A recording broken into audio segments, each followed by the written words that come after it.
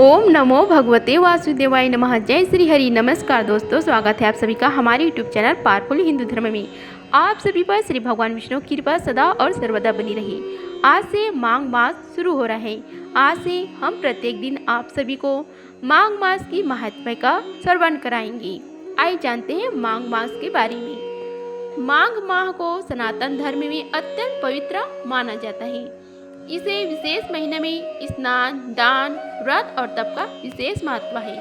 धार्मिक परंपरा के अनुसार माघ माह में विधि पूर्वक श्री हरि, माँ लक्ष्मी और तुलसी माता की पूजा करने से सुख और समृद्धि में वृद्धि होती है।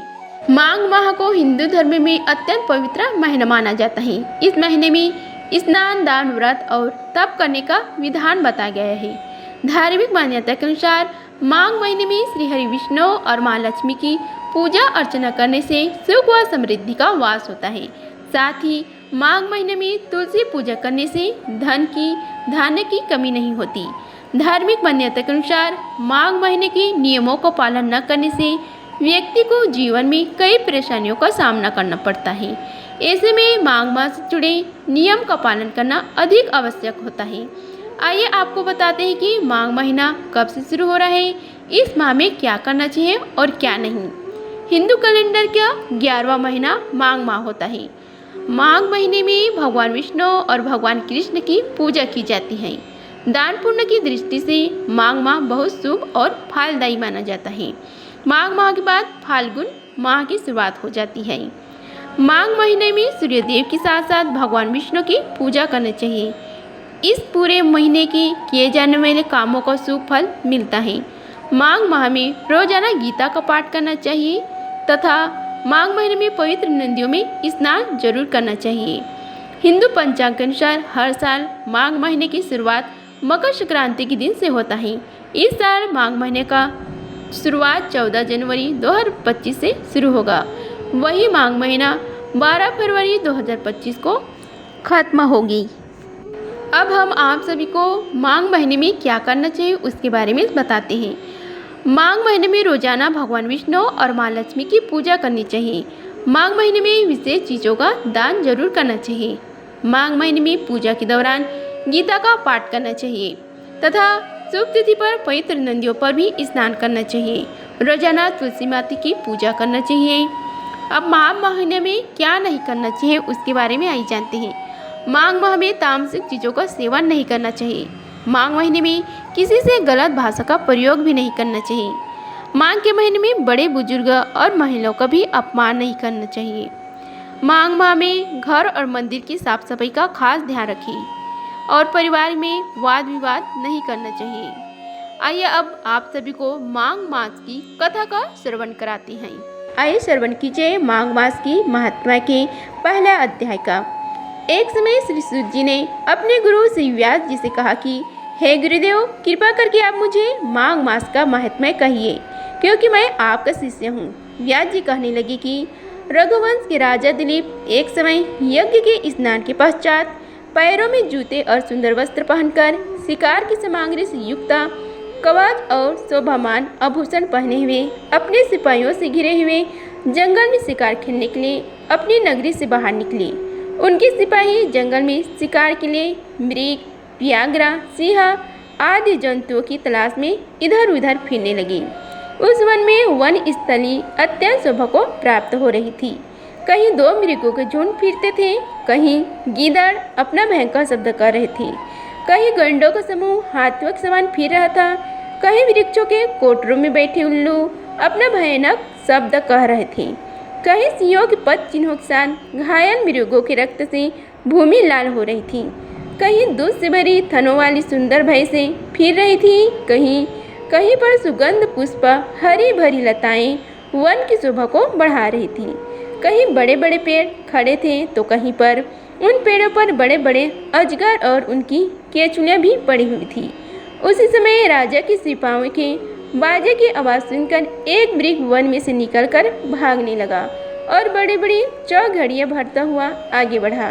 राजा ने उसके पीछे अपना घोड़ा दौड़ाया, परंतु मृग अपनी पूरी शक्ति से भागने लगा। मृग कांटेदार वृक्षों के एक जंगल में घुसा और राजा ने भी उसके पीछे वन में प्रवेश किया, परंतु दूर जाकर मृग राजा की दृष्टि से ओझल होकर निकल गया। राजा निर्जल वन में अपने सैनिकों के सहित प्यास के मारे अति दुखी हो गया। दोपहर के समय अधिक मार्ग चलने से सैनिक थक गए और घोड़े रुक गए। कुछ देर बाद राजा ने एक बड़ा भारी सुंदर सरोवर देखा, जिसके किनारों पर घने वृक्ष थे। इसका जल सज्जनों के हृदय के समान स्वच्छ और पवित्र था। सरोवर का जल लहरों से बड़ा सुंदर लगता था। जल में अनेक प्रकार के जल जंतु, मछलियाँ आदि स्वच्छंदता से इधर उधर फिर रही थी। दुष्टों के समान निर्दयी चित्त वाले मगरमच्छ भी थे। किसी किसी जगह पर लोभी के समान सीमान भी पड़ी हुई थी। जैसे विपत्ति में पड़े हुए लोगों को दुखों को हारने वाली दानी पुरुष के समान यह सरोवर अपने जल से सबको सुखी करता था। जैसे मेघ चातक के दुख को हरता है, इस सरोवर को देखकर राजा की थकावट दूर हो गई। रात्रि को राजा ने वही विश्राम किया और सैनिक पहरा देने लगे और चारों तरफ फैल गए।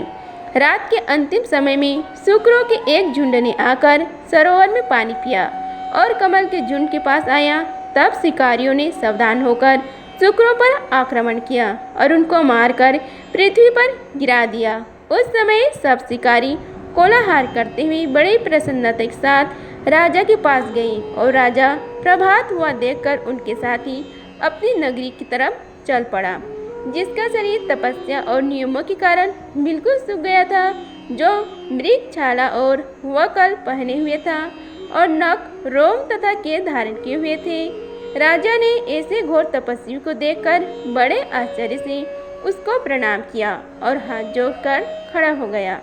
तपस्वी ने राजा से कहा कि हे राजन, इस पूर्ण शुभ मांग में इस सरोवर को छोड़कर तुम यहाँ से क्यों जाने की इच्छा करते हो?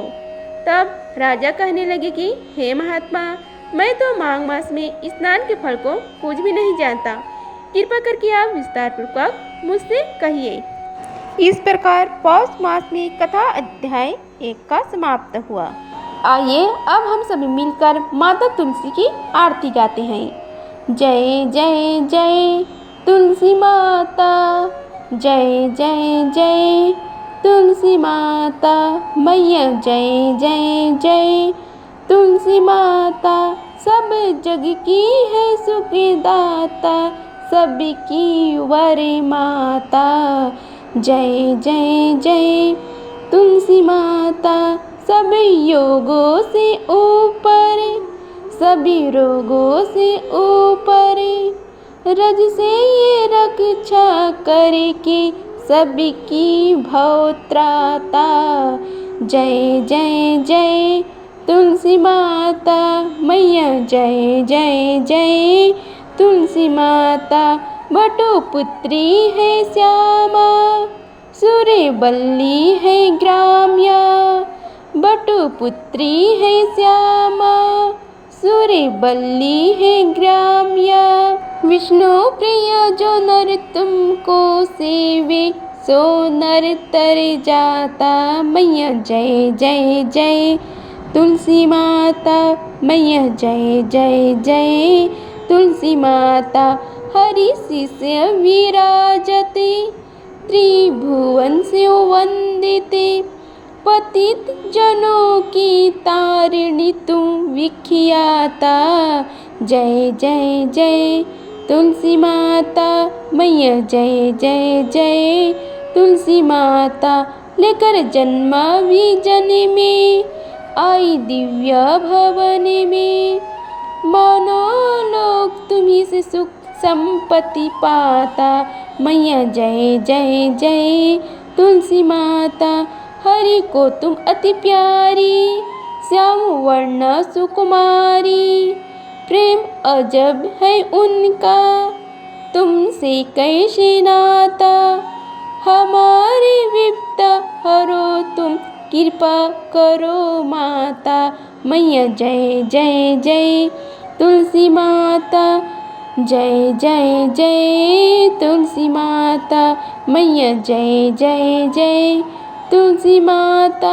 सब जग की है सुखदाता, सबकी वर माता।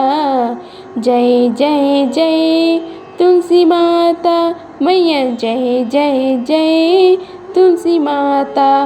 बोलो तुलसी मैया की जय, श्री विष्णु भगवान की जय, लक्ष्मी माता की जय।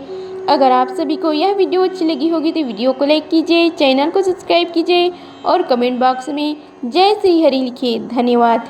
मिलते हैं अगले वीडियो में, तब तक के लिए जय श्री राधे कृष्णा।